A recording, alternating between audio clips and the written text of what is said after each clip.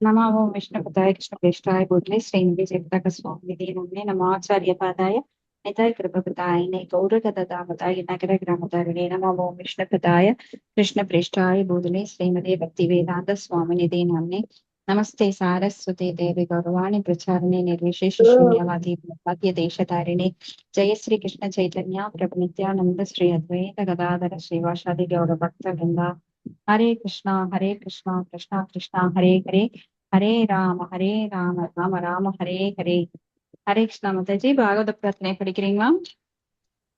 சரிங்க படிக்கிறீங்களா? மாதாஜி. பண்றேங்க மாதாஜி. ஹரே கிருஷ்ணா. சர்வசாஸ்திராத்யுஷா சர்வவேத சத்வலாம் சர்வ சித்தாந்த ரத்னாத்யே சர்வலோக திரிபுரதாம் சர்வ பாகவத பிராணோ ஸ்ரீமத் பாகவத பிரபோ கல்துவன் தோதித்தாயே ஸ்ரீ கிருஷ்ணா பரிவர்த்ததே பரமானந்த பாடாயே பிரேம வர்ஷாசராயதே சர்வதா சர்வ சேவையே ஸ்ரீ கிருஷ்ணாய நமஸ்துதிமே மத்தேக பந்தோ மத்சங்கின் மத் குரோ மண் மகாதனம் மத் நிஸ்தாரக மத் வாக்கிய மதானந்த நமஸ்துதே அசாது சாதுதாயின் அதினோச்சதாகரா ஆனாம் முன்க காச்சின் மாம் பிரேமனா கிருத் கண்டேய ஸ்புரோம். மொழிபெயர்ப்பு. ஓ எல்லா வேத இலக்கியம் கடந்திருக்கப்பட்ட அமிர்தமே, வேதங்களில் மிக முக்கியமான ஆன்மீக பழமே மற்றும் எல்லா தத்துவங்களின் முடிவுகளான ஆபரணங்களை கொண்டவரே, உலக மக்களுக்கு ஆன்மீக பார்வையை கொடுப்பவர் மற்றும் வைஷ்ணவரின் உயிர் மூச்சாக விளங்குபவரே, பகவானே நீ கலியுகத்தின் நிழலை போக்குவதற்காக உதித்த சூரியன், உண்மையில் நீர் எங்களிடம் திரும்பி வந்த கிருஷ்ணர். ஓ ஸ்ரீமத் பாகவதமே, உங்களுக்கு என் பணிவான வணக்கங்கள். உங்களை படிப்பவர்கள் உன்னத ஆனந்தத்தை அடைவார்கள், ஏனெனில் உங்கள் எழுத்துக்கள் தூய பக்தங்களை பொழிகின்றது. நீங்கள் பகவான் கிருஷ்ணனின் அவதாரமாக இருப்பதால் எப்பொழுதும் அனைவரும் உங்களுக்கு தொண்டு புரிய வேண்டும்.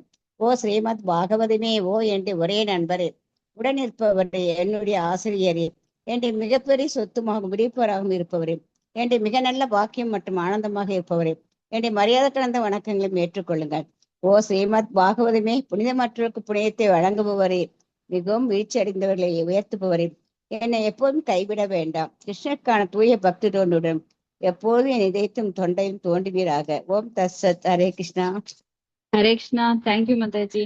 இன்னைக்கு ஸ்ரீமத் பாகவதம் 4வது ஸ்கந்தம் அத்தியாயம் 22 ஸ்லோகம் 37. தத்வம் நரேந்திர ஜகதாமத தஸ்தூஷாம்ச்ச தேஹேந்திரியாஷி திஷனாத்மபிர் ஆவ்ருதானாம் யக்ஷேத்ரவித்தபத்தயா கிருதி விஸ்வக் ஆவிஹ பிரத்யக் சகாஸ்தி பகவாம்ஸ்தம் அவேஹிதோ அஸ்மி. படிக்கிறேங்க மாதாஜி. படிங்க. மொழிபெயர்ப்பு. சனத் குமாரர் அரசருக்கு அறிவுறுத்துகிறார். ஆகையினால் எனது அன்பிற்குரிய பெரிதும் அண்ணனே, அசையும் அசையா உயிர்களின் உடல்களினுள் இருக்கும் ஆத்மாக்களுடன் சேர்ந்து ஒவ்வொரு இதயத்திலும் வாழ்ந்து கொண்டிருக்கும் முழுமுதற் கடவுளை அறிந்து கொள்வதற்கு முயற்சி செய்வாயாக.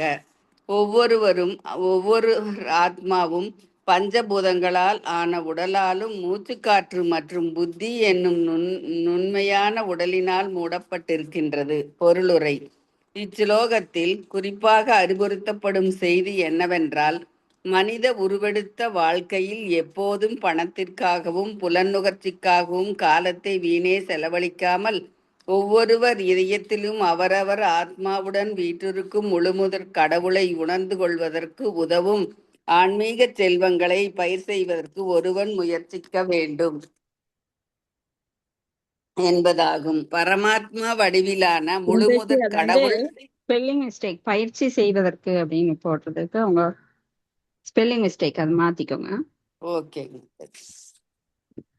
பரமாத்மா வடிவிலான முழுமுதற் கடவுள் மற்றும் தனிப்பட்ட ஆத்மா இரண்டுமே பஞ்சபூதங்களினாலும் மற்றும் நுண்ணிய பொருட்களினாலும் ஆகிய உடலில் தங்கி இருக்கின்றன. இதனை புரிந்து கொள்வதற்கு உண்மையான ஆன்மீக பண்பினை அடைதல் வேண்டும். ஆன்மீக பண்பில் வளர்ச்சி பெற 2 வழிகள் இருக்கின்றன.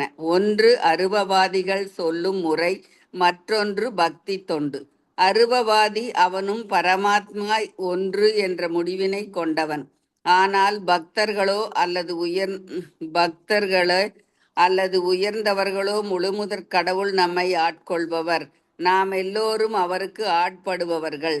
நமது கடமை அவருக்கு பணி செய்வது ஒன்றே என்ற உண்மையின் மூலம் முழு மெய்ப்பொருளை உணர்ந்து கொண்டவர்கள் வேத நெறி கூறுகின்றன. தத் தவம் அசி, நீயே அது, மற்றும் சோகம், அதுவே நான் என்றும். அருவவாதிகளின் கொள்கை என்னவென்றால், பரமபுருஷ பகவான் அல்லது முழு மெய்ப்பொருளும் உயிர்களும் ஒன்று என்கிற இம்மந்திரத்தின் பொருளாகும். ஆனால் பக்தர்களின் கண்ணோட்டத்தில் இம்மந்திரத்தின் பொருள் என்னவென்றால், முழுமுதற் கடவுள் உயிர்களுக்கு ஒரே தன்மை உடையனவென்பது ஆகும். தத்துவம் அசி அயம் ஆத்மா பிரஹ்ம பரமபுருஷ பகவானுக்கு உயிர்களுக்கும் ஆத்மாக்களே ஆவர். இதனை புரிந்து கொள்வதற்கே ஆத்ம உணர்வு என்று பெயர். மனித உருகொண்ட வாழ்க்கையே தன்னை பரமபுருஷ பகவானையும் ஆன்மீக அறிவை பயிர் செய்வதன் மூலம் உணர்ந்து கொள்வதற்காக ஏற்பட்டது. ஒருவன் தன் மதிப்புமிக்க வாழ்க்கையினை பொருளாதார வளர்ச்சிக்கும் புலன் நுகர்ச்சிக்கும் உழைப்பதிலேயே வீணாக்கிவிடக் கூடாது. இச்லோகத்தில் வரும் க்ஷேத்ரவித் என்னும் வார்த்தை முக்கியத்துவம் வாய்ந்ததாகும். இந்த வார்த்தை பகவத்கீதை 13.2 விளக்கப்பட்டிருக்கின்றது. இதம் சரீரம் கௌந்தேய சேத்திரம் இது அபிதீயதே. இந்த உடல் சேத்திரம் என்று அழைக்கப்படுகிறது, செயல்களின் களம். இவ்வுடலில் சொந்தக்காரர்கள். இவ்வுடலினுள் இருக்கும் ஆத்மாவும் பரமாத்மாவும் சேத்திர வித் என்று அழைக்கப்படுகின்றனர். இந்த 2 வித சேத்திர வித்துகளுக்கிடையே வேறுபாடு உள்ளது.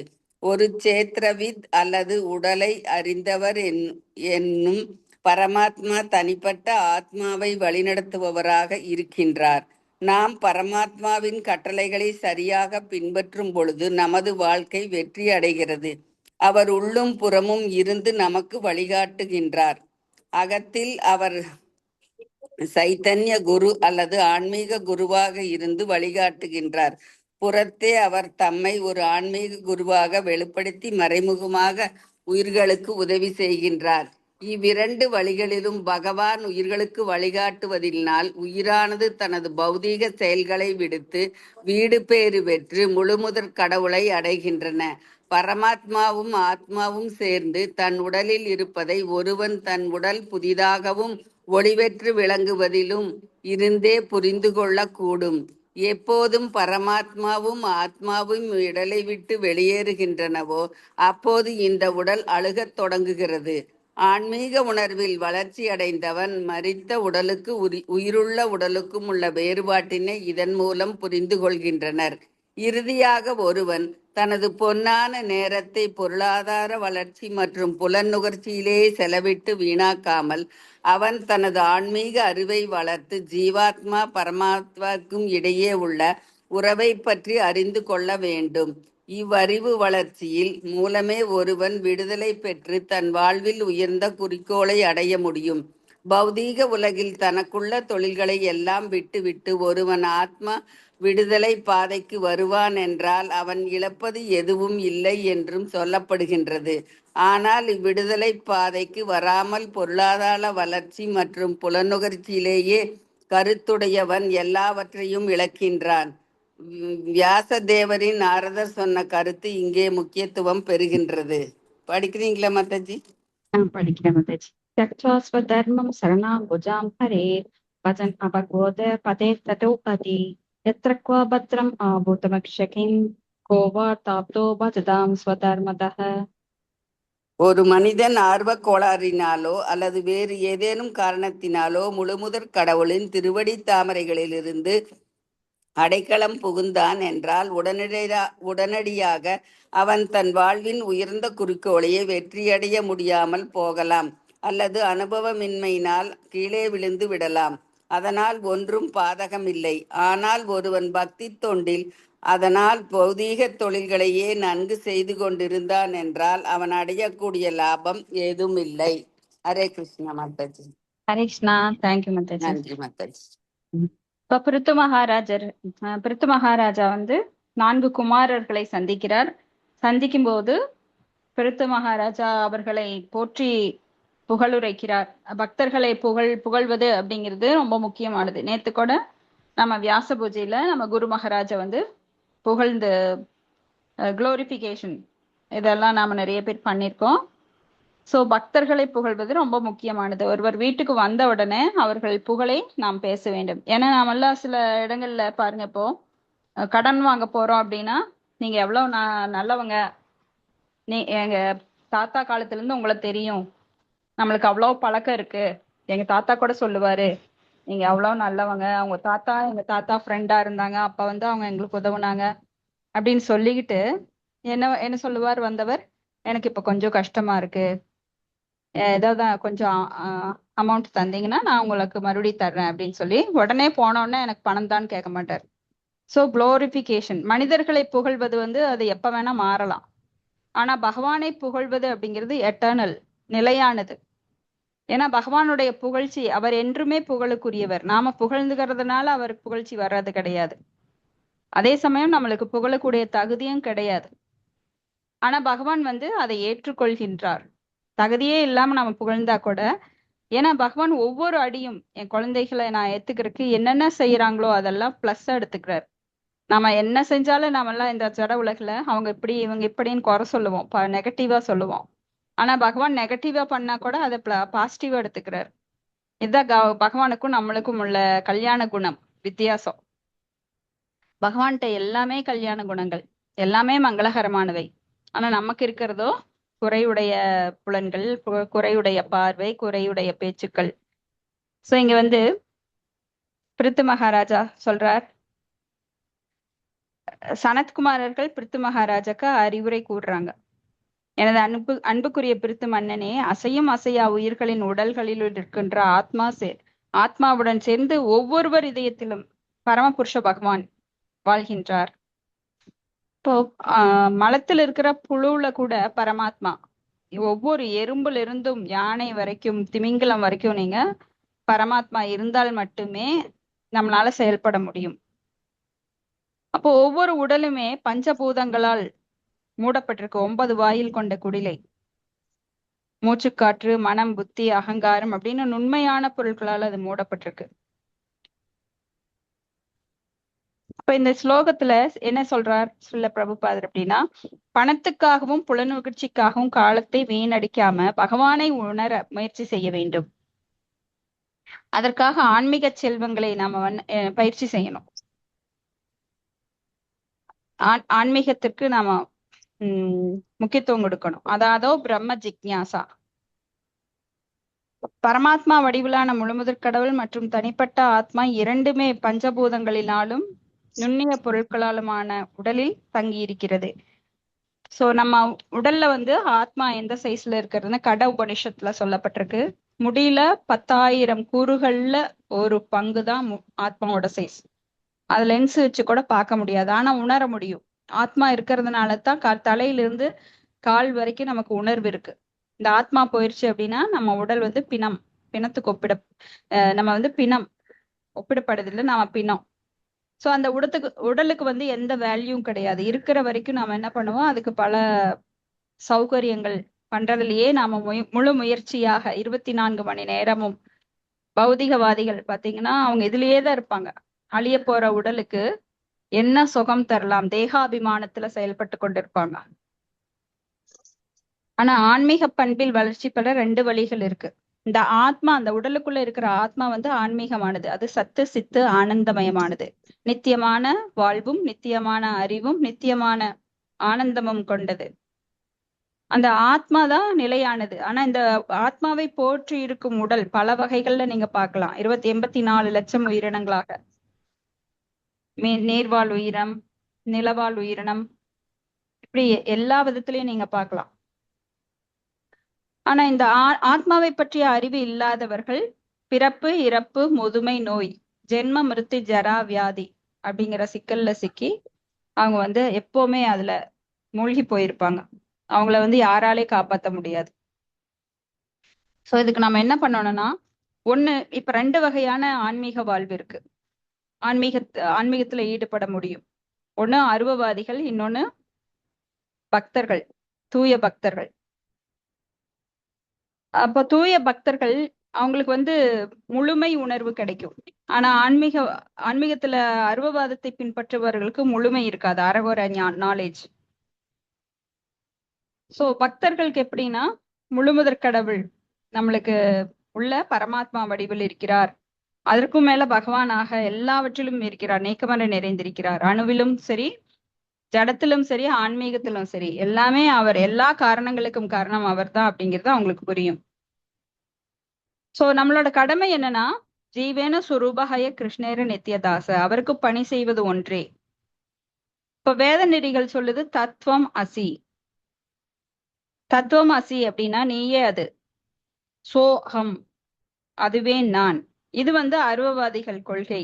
என்னன்னா பரமபுருஷ பகவான் அல்லது மெய்ப்பொருளும் உயிர்களும் ஒண்ணு அப்படின்னு நினைச்சுக்கிறாங்க. ஏன்னா இந்த மந்திரத்தை தவறா புரிஞ்சுக்கிறாங்க. தத்துவம் அசி நீயே அது, சோகம் அதுவே நான். இது வந்து பகவானோட இடத்துல இருந்து பார்க்கணும். நீயே அது அப்படின்னு நம்ம சொல்லிக்கிறது இல்ல. நீயே கடவுள், நானே கடவுள், அதுவே நான், கடவுளே தான் நான் அப்படின்னு நாம சொல்லிக்கிறது இல்லை. இது வந்து பகவானோட இடத்துல இருந்து அவர் சொல்றார். நீயே அது அப்படின்னா நாமெல்லாம் பகவானோட பார்ட் அண்ட் பார்சல். என்ன மாதிரிதான் நீயும் இருக்க. சோ என்னோட குணங்கள் உங்ககிட்ட இருக்கு, ஆனா இப்போ பௌதிகத்தால அது மறைக்கப்பட்டிருக்கு. நீயே அது, அப்படிதான் எடுத்துக்கணும். அதுவே நான் அப்படின்னா உங்கள இருக்கேன் நான். சோ இப்படிதான் நம்ம எடுக்கணும். சோ பக்தர்கள் கண்ணோட்டத்துல இம்மந்திர பொருள், இந்த மந்திரத்தின் பொருள் என்னன்னா, முழுமுதற் கடவுளும் உயிர்களும் ஒரே தன்மையுடையன, குணத்தால் ஒன்று. தத்துவம் அசி அயம் ஆத்மா பிரம்ம, பரமபுருஷ பகவானும் உயிர்களும் ஆத்மாக்களே. அப்போ நாமெல்லாம் ஆத்மாக்கள், நாமெல்லாம் அணுவுலயும் அணு, சின்னதுலயும் சின்னது. பகவான் எப்படிப்பட்டவர்? பெரியவற்றுள் பெரியவர். அதுவா தத்துவம் அசி அயம் ஆத்மா பிரம்ம. அப்போ நாமளும் ஆத்மா புருஷர்கள். பகவானும் புருஷர் தான், ஆனா அவர் பரம புருஷர், எல்லா புருஷர்களிலும் உயர்ந்தவர். பரம அப்படின்னா உயர்ந்த, ஆனா நாமள தாழ்ந்த. இதை புரிஞ்சுக்கணும். அது டிஃபரன்ஷியேஷன் புரிஞ்சுக்கணும். எல்லாமே ஒண்ணுன்னு எடுத்துக்க கூடாது. நானும் கடவுள் அப்படின்னு கடவுளுக்கு இணையாகவோ சமமாகவோ யாராலும் ஆக முடியாது. இதுதான் ஆத்மா உணர்வு. ஆத்மா உணர்வுனா இந்த வித்தியாசத்தை புரிஞ்சு கடவுள் யார், நான் யார், கடவுளுக்கு எனக்கு என்ன தொடர்பு, அவர்கிட்ட இருக்கிற சக்திகள் என்ன. சோ நாம கடவுளுடைய பார்ட் அண்ட் பார்சல், அங்க துணுக்கு அப்படிங்கிறதுனால அவர்கிட்ட இருக்கிற சக்தி, அந்த சுதந்திரம், அந்த உணர்வு, எண்ணங்கள் எல்லாமே நம்ம கிட்ட இருக்கு. ஆனா பகவான்கிட்ட இருக்கிறது எந்த ஒரு அசுத்தமும் இல்லாத தூய உணர்வு. ஆனா நம்ம கிட்ட இருக்கிறது அகங்காரத்தினால் அது மறைக்கப்பட்டு, அது வந்து காமம் வந்து நம்மளுக்கு அதுல பாய்சன் ஆயிருக்கு. நம்மளுடைய பகவானுக்கு இருக்கிற காமம் வேற. இப்ப கோபிகளோட உறவு அப்படின்னாலே அது கொச்சையா பேசுறாங்க. அப்படி கிடையாது. பகவானுடைய உணர்வு தூய்மையானது. பகவானுக்கு வந்து எதுவுமே தேவை கிடையாது. அவருக்கு வந்து நம்மளை போன்ற மலம் சளி கொண்ட உடல் கிடையாது, ரத்த நாளங்கள் அந்த மாதிரி உடல் கிடையாது. அவர் உடல் திவ்யமானது. எல்லா உறுப்பும் அங்காணி எஸ்ய சக்லேந்திரி விருத்தி மந்தி பசியந்தி பாந்தி கலையந்தி சிரம் ஜெகந்தி அப்படின்னு சொல்லி அவரது ஒவ்வொரு உறுப்புகளும் எல்லா வேலையும் செய்யும். ஆனா நம்மளுக்கெல்லாம் அப்படி கிடையாது. இப்ப மனித உருக்கொண்ட வாழ்க்கையே தன்னையும் பரமபுருஷ பகவானையும் ஆன்மீக அறிவையும் பயிர் செய்வதன் மூலம் உணர்ந்து கொள்ளப்படுவதற்காக ஏற்பட்டது. சோ இந்த உடலானது நமக்கு கொடுக்கப்பட்டது எதுக்குன்னா, பகவானை பற்றி புரிந்து கொள்ளுவதற்காக. அரிது அரிது மானிடராய் பிறத்தல் அரிது. இந்த வாழ்க்கையில வெறும் ஈட்டிங், மேட்டிங், ப்ரொடியூசிங், ப்ரொடெக்டிங் இதுல ஈடுபட்டிருந்தா நம்மளுக்கு உண்பது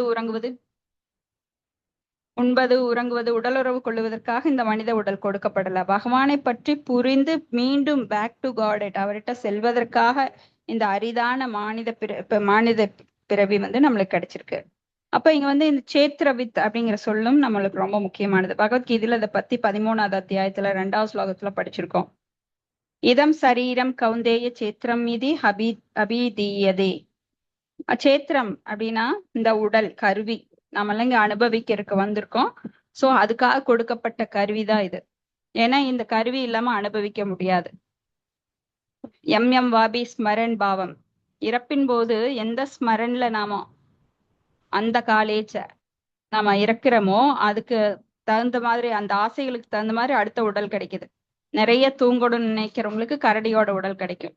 நிறைய இனிப்பு சாப்பிடணும்னு நினைச்சா அவங்களுக்கு எறும்போட உடல் கிடைக்கும். எங்காவது ஒரு இனிப்பு கடையில, இனிப்பு பலகார கடையில போய் அவங்க எறும்பா இருந்து நிறைய ஸ்வீட் சாப்பிடலாம். கரடியா பிறந்தா நான் அது பாதி நாட்கள், வாழ்நாள்ல பாதி நாள் தூங்கியே கழிக்கும். அந்த மாதிரி தூங்கிட்டே இருக்கலாம். ஸோ ஒவ்வொருவரின் குணத்திற்கு ஏற்ற மாதிரி கடைசியில என்ன அவங்க விரும்புறாங்களோ அதுக்கு தகுந்த உடல். நிறைய நான்வெஜ் சாப்பிட்றவங்களுக்கு புலியோட கரடியோட உடல் கிடைக்கும். கோரமான பற்களுடன் அந்த அந்த ஜீரணிக்கக்கூடிய உடல் அமைப்பு. இப்ப மனுஷங்களாம் கஷ்டப்பட்டு அதை ஜீரணிக்கிறாங்க. நிறைய அவங்களால சாப்பிட முடியாது கிலோ கணக்கா. ஏதாவது ஒரு 100 கிராம் 200 கிராம் சாப்பிட்டா கூட அவங்களுக்கு கஷ்டம். ரொம்ப அஜீரணம் தான் அதிகமாகும். ஜீரணம் ரொம்ப நேரம் எடுக்கும். ஸோ அதுக்கு தகுந்த உடலை பகவான் கொடுப்பாரு. ஸோ இந்த சேத்திர அப்படிங்கிறது களம்னா உடல். அது என்ன உடலா வேணா இருக்கலாம். விருப்பத்திற்கு ஏற்ப உங்களுக்கு உடல் கொடுக்கப்படுது. அப்போ இங்க சேத்ரக்ஞ அப்படின்னு சொல்லி 2 பேர் இருக்காங்க இந்த உடல்ல. இந்த கருவிக்குள்ள, சேத்திரங்கிற கருவிக்குள்ள 2 பேர் இருக்காங்க. ஒண்ணு ஆத்மா, இன்னொன்னு நம்மளுக்கு சாட்சியாக இருக்கின்ற அந்த பரமாத்மா. அப்போ இந்த உடலை பற்றி அறிபவர் 2 பேர். என்னோட உடலை பத்தி எனக்கு தெரியும். ஆனா நான் முந்த ஜென்மத்துல எப்படி இருந்தேன், என்ன நான் பாவங்கள் பண்ணியிருக்கேன், அதெல்லாம் நான் மறந்துருப்பேன். நேத்து என்ன ட்ரெஸ் போட்டிருந்தேன், நேத்து என்ன சாப்பிட்டேன்னா கூட மறந்துருப்பேன். ஆனா இந்த சேத்ரக்ஞா இன்னொருத்தர் இருக்காரு பாருங்க, பரமாத்மா நம்மளுக்கு சாட்சியா இருக்காரு பாருங்க, உபதிரஷ்டா அனுமந்தா பர்த்தா போக்தா மகேஸ்வர. அவருக்கு நான் நேத்து என்ன பண்ணினேன், நான் போன ஜென்மத்துல என்ன பண்ணேன், 100 ஜென்மங்களுக்கு முன்னாடி எப்படி இருந்தேன். சோ சகலமும் அறிவார். நேற்று இன்று நாளை என முக்காலமும் அறிந்தவர்.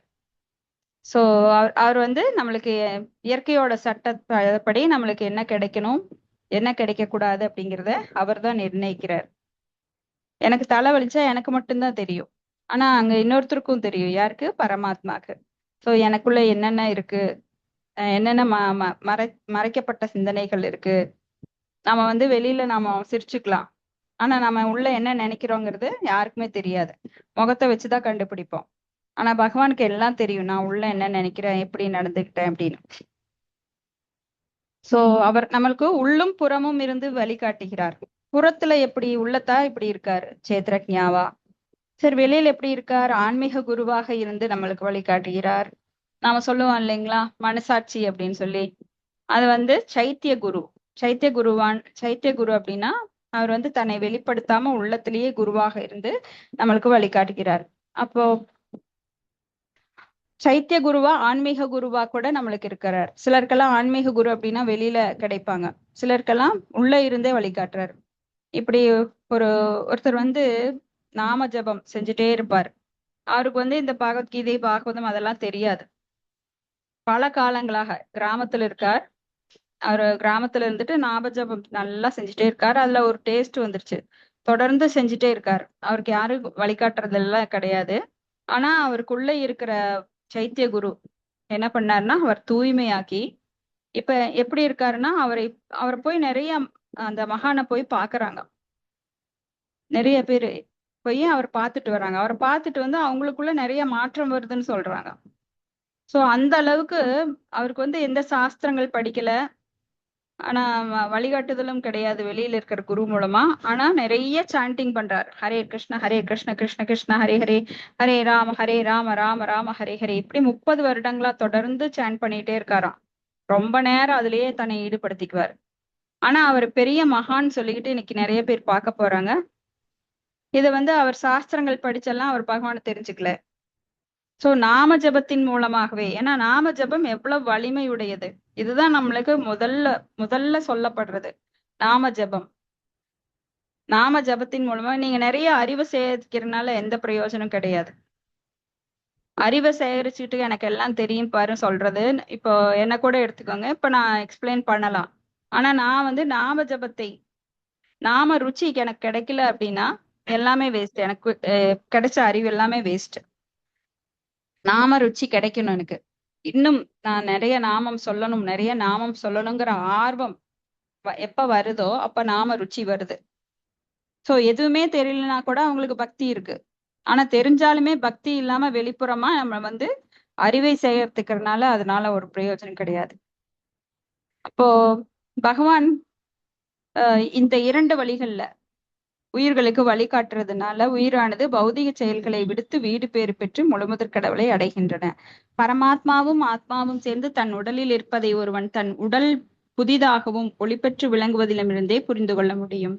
சோ பக்தி தொண்டுக்கு வந்துட்டாங்க அப்படின்னாலே அவங்க முன்னாடி முகத்தை ஒரு போட்டோ எடுத்து வைக்கணும். பக்திக்குள்ள வந்துட்டாங்கன்னா ஒரு 2 வருஷம் கழிச்சு அவங்க போட்டோ எடுத்தீங்கன்னா அவங்க அப்படியே தேஜஸ் கூடி இருக்கும். முகம் வந்து பளிச்சுன்னு இருக்கும். கவலைகளால முதல்ல சூழ்ந்திருந்த அந்த ஒளி இழந்த முகம் இப்ப அப்படியே தேஜஸா ஒளி பெற்று நல்லா இருக்கும். அப்போ பரமாத்மாவும் ஆத்மாவும் இவ்வுடலை விட்டு வெளியேறுகின்றனவோ அப்போது இந்த உடல் அழுகத் தொடங்குது. சோ அதுதான் இறப்பு அப்படின்னு சொல்றோம். இப்ப ஆன்மீக உணர்வில் வளர்ச்சி அடைந்தவன் மரித்த உடலுக்கும் உயிருள்ள உடலுக்கும் உள்ள வேறுபாட்டினை இதன் மூலம் புரிந்து கொள்கிறான். இறுதியாக ஒருவன் தனது பொன்னான நேரத்தை பொருளாதார வளர்ச்சியிலேயோ புலனுகர்விலேயோ வீணாக்காம ஆன்மீக அறிவை வளர்த்து ஜீவாத்மா பரமாத்மாவிற்கு இடையே உள்ள உறவை பற்றி அறிந்து கொள்ள வேண்டும். இந்த இவ்வறிவு வளர்ச்சியின் மூலமே ஒருவன் விடுதலை பெற்று தன் வாழ்வில் உயர்ந்த குறிக்கோளை அடைய முடியும். சோ ஒவ்வொருத்தருக்கும் உயர்ந்த குறிக்கோள் இருக்கு.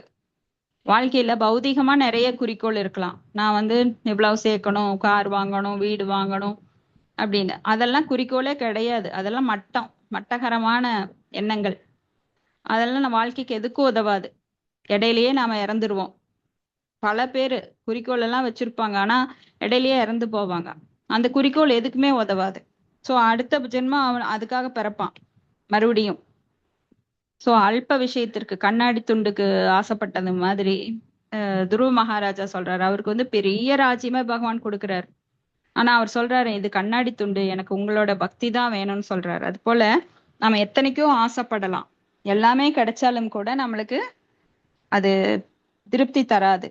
ஏன்னா வாழ்க்கையில நம்ம மறுபடியும் ஓடிட்டே தான் இருப்போம் எவ்வளவு கிடைச்சாலும்.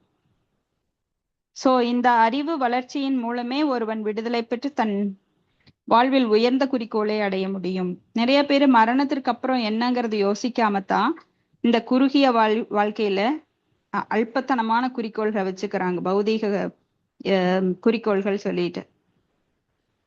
ஆனா எல்லா தொழிலையும் விட்டு ஆத்ம விடுதலைக்கு வருபவன் எதையும் இழப்பது இல்லை. அதான் அழகான ஸ்லோகம். வியாசதேவர் நாரதருக்கு சொன்ன இந்த ஸ்லோகம் ரொம்ப முக்கியமானது. அடிக்கடி சில பிரபுபாதர் கோட் பண்ணுவார் இதை. त्यक्त्वा स्वधर्मं शरणाम्बुजां हरेर् भजन अपक्वोद पदो तदो अदि यत्र क्वा भद्रमाभूतमक्ष किं को वा ताप्तो अपजदाम स्वधर्मदः அப்படின்னு. சோ ஒரு மனிதன் ஆர்வ கோளாறுலோ அல்லது வேற ஏதாவது காரணத்தினாலோ பகவான் திருவடை தாமரைகள் இடத்தில் அடைக்கலம் புகுந்தான் என்றால், ஆர்வ கோளாறிலோ இல்ல வேற ஏதாவது காரணம் அப்படின்னா, நம்ம ஆர்த்தோ அர்த்தாத்தி ஜிக்ஞாசு ஞானி பரந்தப அப்படின்னு 4 பேர் பகவானை அடைய முயற்சி பண்றாங்கன்னு பார்த்தோம். சோ யாரெல்லாம் கஷ்டப்படுறாங்களோ, ஆர்த்தோ அர்த்தார்த்தி ஜிக்ஞாசு, செல்வத்தை தேடுபவர்கள், ஞானத்தை தேடுபவர்கள், ஞானி, இவங்க எல்லாருமே பகவானை ஜென்மமா அதை வந்து முயற்சி பண்ணி கடைசியில பக்தி தொண்டுக்கு வந்து பகவான் அடையிறாங்க. ஏதாவது ஒரு காரணத்தினால பகவானை நோக்கி தன் முகத்தை திருப்பும் போது, ஏன்னா நம்மெல்லாம் ஆதிர் பகிர் முக, பல காலங்களா பகவானை நோக்கி திரும்பாம முகத்தை வச்சிருக்கிறோம், புறமுதுகு காட்டிட்டு இருக்கோம். ஆனா எப்ப பகவானை பார்த்து திரும்புறோமோ அப்ப சூரியனை பார்த்து திரும்பும் போது என்ன ஆகுது, நம்ம நிழல் நம்ம பின்னாடி போயிருது. அது போல மாயா வந்து நமக்கு பின்னாடி போயிருது.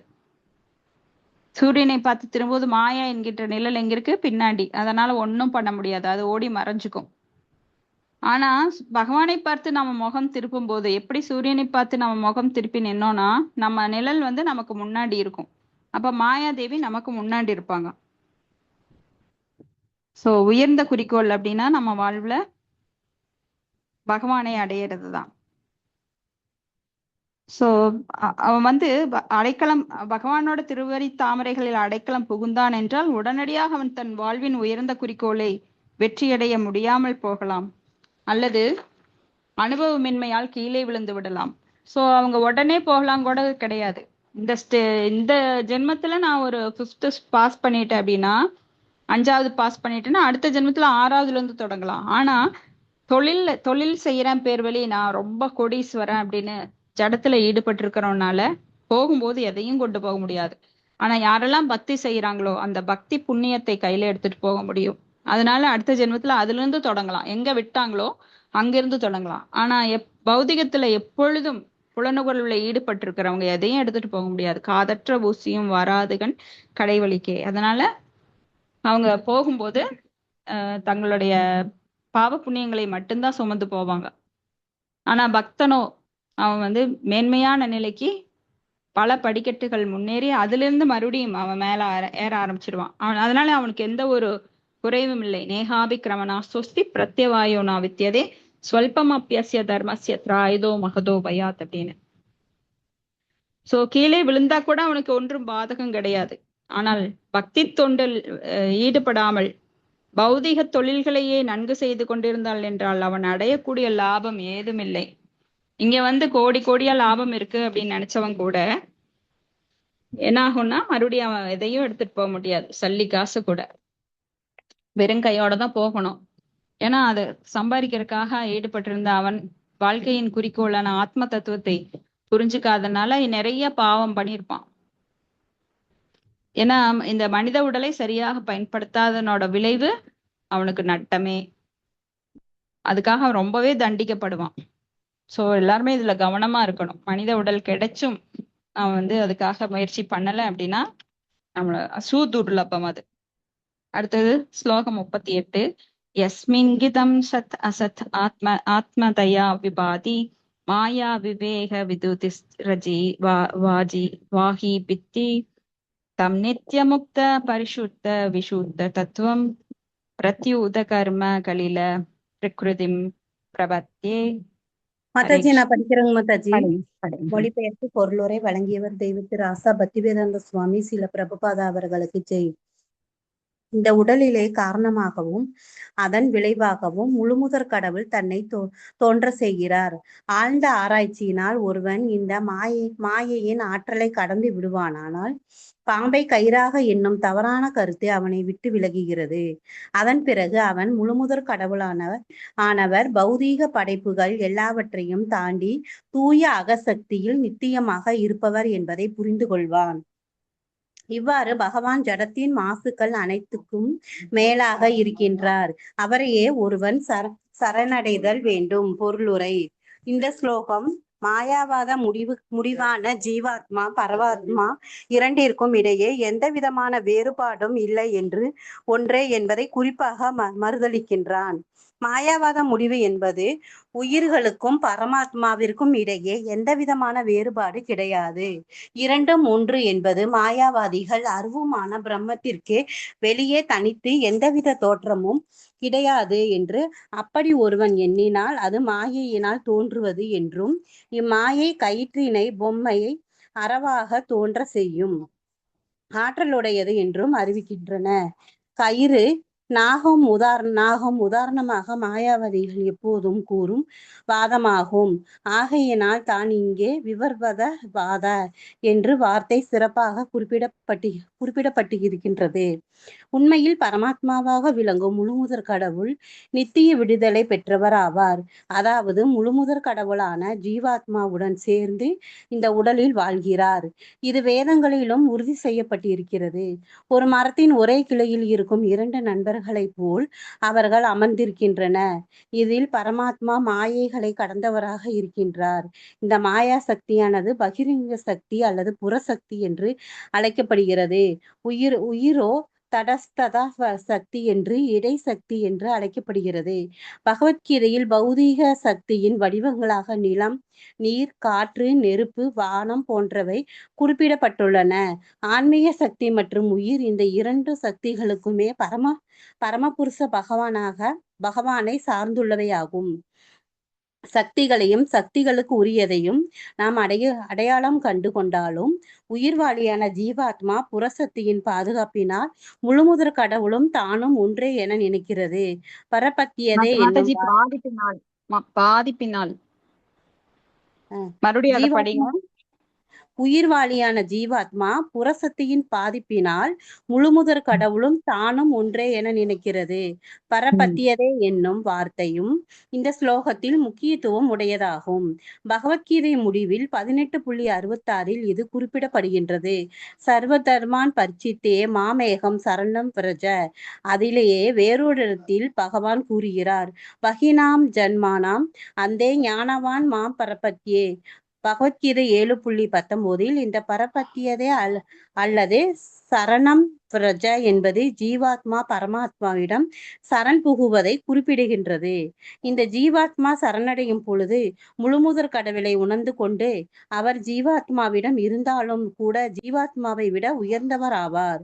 பௌதீக தோற்றங்களுக்கும் மேலானவராக பகவான் எப்போதும் விளங்குகிறார். பகவானும் பௌதீக தோற்றமும் ஒன்றாக இருப்பது போல் தோன்றினாலும் பகவானே மேலானவர். வைணவ சித்தாந்தத்தின்படி அவர் ஒரே நேரத்தில் ஒன்றாகவும் வேறாகவும் இருக்கின்றார். பௌதீக சக்தி என்பது அவரது புறசக்தியின் வெளிப்பாடு ஆகும். சக்தியையும் சக்தியை பெற்றிருப்பவரையும் ஒரு சேர பார்ப்பதினால் பகவானும் ஜீவாத்மாவும் ஒன்றாக தோன்றுகின்றன. பௌதீக சக்தியின் தாக்கத்திலாவது ஜீவாத்மா, ஆனால் பரமாத்மாவோ அதனை கடந்த நிலையில் இருப்பவர். ஜீவாத்மா விட பரமாத்மா உயர்ந்தவர். இல்லை என்றால் பரபத்தியே அவரிடம் சரணடைவது என்ற பேச்சுக்கே இடமில்லை. பரபத்தியே என்னும் வார்த்தை பக்தி தொண்டில் பிரபத்தியே என்னும் வார்த்தை பக்தி தொண்டின் செயல் பற்றி குறிப்பிடுகிறது. பக்தியற்ற யூகத்தினால் கயிறு பாம்பு என்று கூறுவதன் மூலம் ஒருவன் முழுமை பொருளை அணுக முடியாது. ஆகையினால் விவாதங்கள் மனயூகங்களை காட்டிலும் முழுமை பொருளை அறிவதற்கு பக்தி தொண்டே மிகவும் முக்கியமானது ஒன்றாகும். ஹரே கிருஷ்ணா மாதாஜி. ஹரே கிருஷ்ணா மாதாஜி. ஹரே கிருஷ்ணா. அப்போ இந்த உடலிலேயே காரணமாகவும் அதன் விளைவாகவும் முழுமுதற் கடவுள் தன்னை தோன்றச் செய்கிறார். சோ எல்லாவற்றிற்கும் காரணமும் விளைவும் நீங்க எங்க தோண்டி பார்த்தாலும் கடைசியில முடியறதும் ஆரம்பமும் பகவான் தான். இது ஆழ்ந்த ஆராய்ச்சினால் ஒருவன் இந்த மாயின் ஆற்றலை கடந்து விடுவானானால் பாம்பை கயிறாக எனும் தவறான கருத்து அவனை விட்டு விலகுகிறது. சோ இருமையில இருக்கும்போது என்ன ஆகும் அப்படின்னா, இருமைன்னா இருட்டுக்கு ஒப்பிடப்படுது. இருட்டுல ஒரு கயிறை மிதிச்சா கூட அவன் என்ன நினைப்பான், ஐயோ பாம்பை மிதிச்சுட்டேன் அப்படின்னு சொல்லி பயப்படுவான். அது மாதிரிதான் இந்த ஜட உலகம். இல்லாத ஒன்றை இருப்பதாக நினைப்பது மாயா. மா அப்படின்னா இல்லை, எது இல்லையோ அத இருக்கிறதா நினைக்கிறது, அதுதான் மாயா. சோ முழுமுதற் கடவுள் பௌதிக படைப்புகள் எல்லாவற்றையும் தாண்டிய தூய அகசக்தியினால் நித்தியமாக இருப்பவர். சோ பகவான் இந்த ஜட மாசுக்கள் அனைத்திற்கும் மேலாக இருக்கிறார். சோ அவரையே சரணடைய வேண்டும். நம்ம பகவத்கீதையில அத முக்கியமான ஸ்லோகம். பகவத்கீதையோட இறுதி என்ன அப்படின்னா சரணடைகிறது. பகவத்கீதை எங்க தொடங்குது? போர்க்களத்துல அறியாமையிலிருந்து விடுபடுவதற்கு என்ன பண்ணணும்? பகவானை சரணடைய வேண்டும். சோ பாகவதம் எங்க தொடங்குது? யாராவது பதில் சொல்லுங்க. பரீட்சித் மகாராஜாவோட கேள்வியிலிருந்து ஆரம்பிக்குது. சரணடைகிறது. சரணடையதில் தொடங்கி எங்க முடியுது? நாம சங்கீர்த்தனம் யஸ்ய சர்வ பாப பிரணாச்சனம் பிரணாமோ துக்க சம்னஸ் தம் நமாமி ஹரிம் பரம். நாம சங்கீர்த்தனத்துல முடியுது. சோ சைத்தன்ய சரிதாமிர்தம் எங்க தொடங்குது? நாம சங்கீர்த்தனத்துல தொடங்குது. தொடங்கி எங்க முடியுது? பிரேமையில முடியுது. சோ இங்க பகவான் என்ன சொல்றார்? சர்வ தர்மான் பரிதச்ச மாம் ஏகம் சரணம் ரஜ அகம் தோம் சர்வ பாபேபியோ மோஷேஷாமி மாஷூஷகன்னு சொல்றார். என்னை சரணடையணும்னு. இப்போ இந்த ஸ்லோகம் மாயாவாத முடிவான ஜீவாத்மா பரமாத்மா ரெண்டுக்கு எந்த வேறுபாடு இல்லை அப்படின்னு மாயாவாதிகள் சொல்லுவாங்க. சோ ரெண்டும் ஒண்ணுன்னு சொல்றாங்க. அருவமான பிரம்மத்திற்கு மாயாவாதிகள் அருவமான பிரம்மத்திற்கு வெளியே தனித்து எந்த தோற்றமும் கிடையாது, அது மாயினால தோன்றுவது. சோ இந்த மாயை கயிற்றினை பொய்மை அறவாக தோன்றச் செய்யும் ஆற்றல் உடையது அப்படின்னு சொல்றாங்க. சோ இந்த மாயா இருக்கிறது உண்மைதான், அதனாலதான் அந்த கயிறு வந்து நாகமா தெரியுது அப்படிங்கிறாங்க. அதாவது இந்த பிரம்மத்திற்கு வெளியே ஒண்ணுமே கிடையாது, எல்லாமே பிரம்மம் தான் அப்படின்னு சொல்றாங்க. எல்லாமே பிரம்மத்துல தொடங்கி எல்லாமே பிரம்மத்துல முடியுது, சர்வம் கலவித பிரம்மம் அப்படிம்பாங்க. அதனால்தான் இங்க விவர்த்தவாதம், நம்மளதெல்லாம் சக்தி பரிமாண வார்த்தை, ஆனா இவங்களது விவர்த்தவாதம். விவர்த்தவாதம்னா சும்மா வாக்குவாதம் பண்றது. உண்மை இருக்கோ இல்லையோ அதுதான் உண்மை, அதுதான் உண்மைன்னு பொய்யவே திரும்ப திரும்ப சொல்றது. பொய்ய திரும்ப திரும்ப உண்மைன்னு அவங்களே சொல்லிட்டு உட்காந்துக்கிட்டா உண்மை பொய் ஆயிருமா? ஆகாது. சோ உண்மையில பரமாத்மாவாக விளங்கும் முழுமுதற் கடவுள் நித்திய விடுதலை பெற்றவர். அவர்தான் முழுமுதற் கடவுள், ஜீவாத்மாவோட சேர்ந்து இந்த உடல்ல இருக்கார். இது வேதங்கள்லயும் உறுதி செய்யப்பட்டிருக்கு. எப்படின்னா ஒரு மரத்துல 2 கிளை, ஒரு மரத்துல ஒரு கிளையில 2 நண்பர்களை போல அந்த கிளி நம்ம பார்த்திருக்கோம், இதுவும் பகவத்கீதையில பார்த்திருக்கோம். 2 கிளி இருக்கு, ஒண்ணு ஆத்மா, இன்னொன்னு பரமாத்மா. பரமாத்மா அந்த கிளியோட, பரமாத்மா வந்து அந்த பரமாத்மா என்கின்ற அந்த கிளியோட மரம் தான் எல்லாமே, அதுல பழுத்திருக்கிற பழங்கள் எல்லாமே அவருடையது. ஆனா இங்க வந்து உட்கார்ந்து கிளியோ என்ன சொல்லுது, இந்த மரம் என்னுடையது. நாளாக நாளாக அந்த ஓனரை மறந்துடுச்சு. முதல்ல பர்மிஷன் கேட்டுதாமா, நான் இந்த மரத்துல உட்காந்துக்கிட்டா என்னமோ சொல்லுவாங்கல்ல, ஒண்ட வந்தவன், ஏதோ பழமொழி சொல்லுவாங்களே, அது மாதிரி நாமெல்லாம் இங்க பகவான் கொடுத்த உலகத்துல ஒரு வீட்டுல வசிக்கிறோம், ஆனா என்னோட வீடுன்னு சொல்றோம். உண்மையில என்னோடதான் கிடையாது, எல்லாமே பகவானுடையது. அதான் நாளாக நாளாக அந்த கிளி சொல்லுச்சா, நான் எடுத்துக்கிறேன், இந்த மரத்துல உட்காந்துக்கிறேன், இந்த பழத்தை கொஞ்சம் சாப்பிட்டுக்கிறேன் அப்படின்னு. அப்புறம் போக போக என்ன பண்ணுச்சா, அந்த பரமாத்மா கிளிய மறந்துட்டு இதுவே உரிமை கொண்டாட ஆரம்பிச்சிருச்சான். இது என்னோட மரம், இதுல இருக்கிறதெல்லாம் என்னோட பழங்கள் அப்படின்னு சொல்லிட்டு உண்மையான கிளிய மறந்துடுச்சு. ஆனா அந்த பரமாத்மா வந்து சாட்சியா மட்டும் உட்காந்துருக்கார். சரி நீ என்ன பண்ணுவியோ பண்ணு, நீ என்ன ஆட்டம் போடுவியோ நான் பாக்குறேன் அப்படின்னு சொல்லி கிட்ட உட்காந்துட்டே இருக்கார் சாட்சியாக. சோ முழுமுதற் கடவுளானவர் ஜீவாத்மாவுடன் சேர்ந்து இந்த உடலில் வாழ்கிறார். இது வேதங்களே சொல்லப்பட்டிருக்கு. 2 நண்பர்களை போல அவர்கள் அமர்ந்திருக்கின்றனர். கடைசியில ஒரு சமயம் எல்லாத்தையும் மறந்து அந்த பரமாத்மாவை வந்து என்னோடதுங்கிற, இது என்னுடைய உடல், இது என்னுடைய உறவு, இது என்னுடையது அப்படின்னு சொல்லி எல்லாமே சொந்தம் கொண்டாடிட்டு உண்மையானவரை மறந்து, எல்லாவற்றிற்கும் முதலாளிய மறந்து கடைசியில நாமெல்லாம் இப்படி ஆயிட்டோம். அப்ப பரமாத்மா மாயைகளை கடந்தவராக இருக்கிறார். மாயா சக்தின்னா பகிரங்க சக்தி, அதாவது பகவானுடைய புறசக்தி. நாமளோ அவருடைய நடுத்தர சக்தி, இடைசக்தி, மதில் மேல் பூனை மாதிரி. ஒண்ணு இந்த பக்கம் இருக்கலாம், இல்ல ஆன்மீகமோ இல்ல பௌதிகமோ நம்ம தேர்ந்தெடுத்துக்கலாம். இப்ப பகவத்கீதையில அவர் சொல்றாரு, பூமிராபோ அனலோ வாயுக கம் அனோ புத்திர் ஏவச்ச அகங்கார இதயமே பின்னா பிரகிருதி ராஷ்டிரதா அப்படின்னு. நீர், நெருப்பு, காற்று எல்லாம் பௌதிக சக்தியின் வடிவங்கள், என்னிடமிருந்து தோன்றுபவை அப்படின்னு. ஆன்மீக சக்தி மற்றும் உயிர் இந்த 2 சக்திகளுமே பரமபுருஷனை சார்ந்தது. சோ தடசர சக்தியாகட்டும், அந்தரங்க சக்தியாகட்டும், வெளிப்புற சக்தியாகட்டும் எல்லாம் பகவானுக்குரியது. சோ இங்க வந்து சக்திகளையும் சக்திக்கு உரியவரையும் நாம் அடையாளம் கண்டு கொண்டாலும் உயிர்வாளியான ஜீவாத்மா புறசக்தியின் பாதிப்பினால் முழுமுதற் கடலும் தானும் ஒன்னே என நினைக்கின்றது.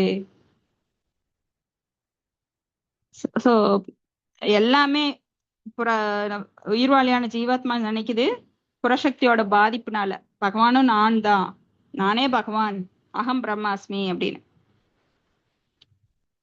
சோ சர்வதர்மான் பரித்யட்ச மாமேகம் சரணம் விரஜ. அப்புறம் அந்த ஸ்லோகத்துல சரணடைய சொல்றார். பகூனாம் ஜென்மனாம் அந்தே ஞானவான் மாம் பிரபத்தியதே வாசுதேவ சர்வமிதி மகாத்மா ஷூ துர்லப.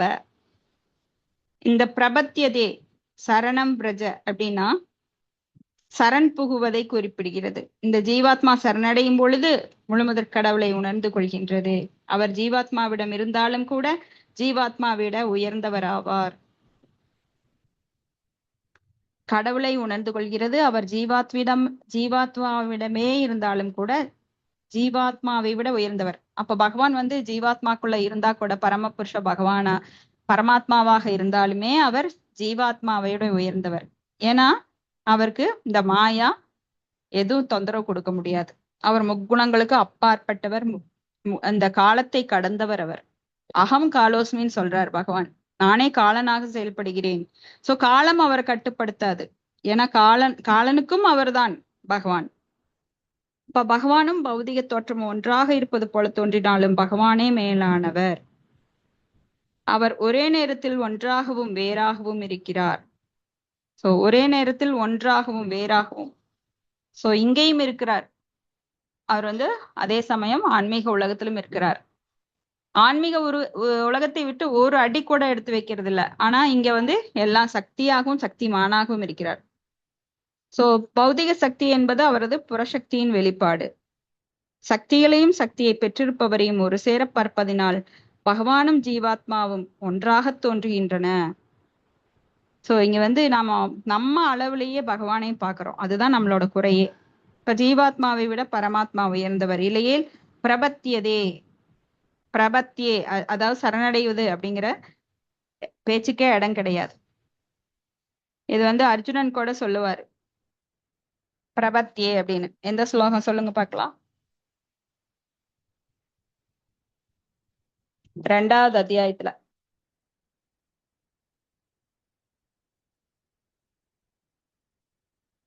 தெரியலையானோ? कार्पण्य दोषो भगदा स्वभावः पृच्छामिदं धर्म समूढ सेदाः यच्छ्रेयः सान् निचीदं ब्रूहि तन्मे शिष्यस्ते अहं स्वादिमां त्वं प्रपन्ने. சோ இந்த பிரபத்தியே அப்படின்னா சரணடைவது. இப்ப பக்தியற்ற யூகத்தினால் கயிறு பாம்பு என கூறுவதன் மூலம் ஒருவன் முழுமுதற் கடவுளை அணுக முடியாது. ஆகையினால் விவாதங்கள் மனயூகங்களை காட்டிலும் முழுமை பொருளை அறிவதற்கு பக்தி தொண்டுதான் ரொம்ப முக்கியம். ஹரே கிருஷ்ணா. சோ இதுல சந்தேகங்கள் இருந்தால் விவாதிக்கலாம்.